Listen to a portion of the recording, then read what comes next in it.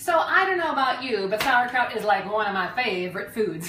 I love sauerkraut. I even wore my Wisconsin Brewers shirt because that's home of Milwaukee, where I first started taking my very first sauerkraut.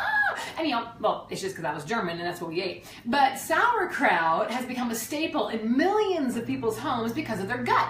You're looking at people on average out in Asian countries eating 46 pounds a year. Germany, 2.6 pounds of sauerkraut a year. So sauerkraut and kefirs and kimchi, these are all foods that we eat because it provides incredible gut bacteria for us to be able to build our immune system, fight off any kind of dis-ease, as well as colds and flus. Now sauerkraut, by the way, we raised our kids eating this way, so like our children literally would take sauerkraut to school. Now, have you ever like smelt a new thing of sauerkraut? You're like, woo, right?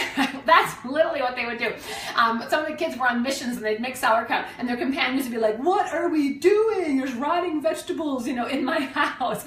But I'm telling you, it is phenomenal. So I wanted to quickly show you how to make sauerkraut because this is not hard. It's like $10 for a little thing of raw sauerkraut in the grocery store when you can make it. It's really, you're just gonna rot vegetables on your kitchen counter. How hard can that be? So you have a food processor and you literally just zing your cabbage through the food processor. To me, that's the easiest way to do it. This is the quietest food processor I've ever owned, by the way, and having 3 licensed kitchens and cafes, I've owned a lot of food processors. It's a Cuisinart, I think, but anyhow, expensive, doesn't have a big hole, but it certainly is quiet, and after all these years, I love quiet in my kitchen.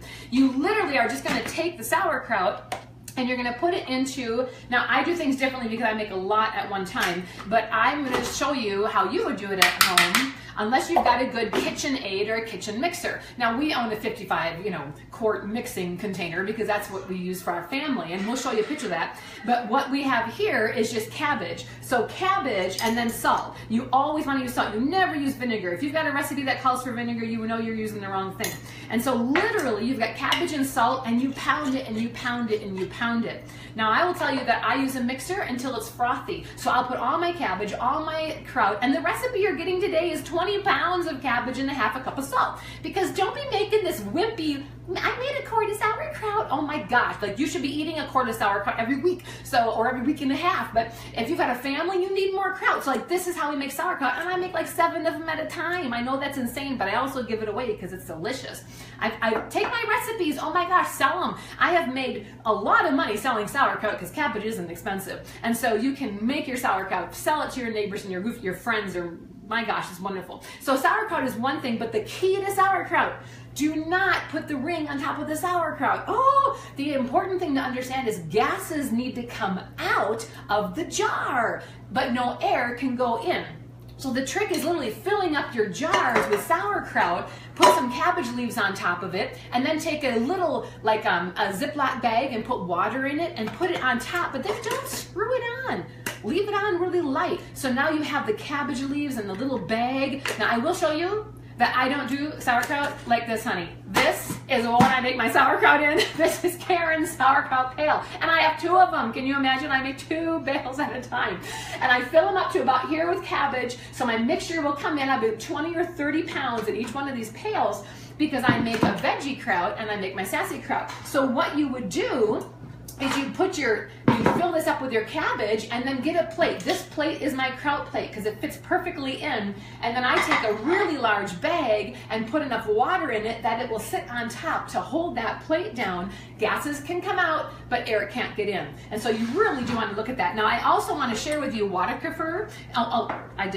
I failed to tell you my very favorite lunch in the world, and it will be yours too, is fresh avocado and sauerkraut. Like I'm drooling, so I probably should put this down. But anyhow, it's absolutely delicious. Water kefir, easy peasy peasy. Oh my gosh, you're just rotting things on your counter again, right? And so this is water kefir. It's been sitting for about 4 days, and you're gonna take that and pour off. You're gonna strain it. I'm just gonna pour it off. Now what I normally do is, this tastes great just the way it is, but I love adding things to it.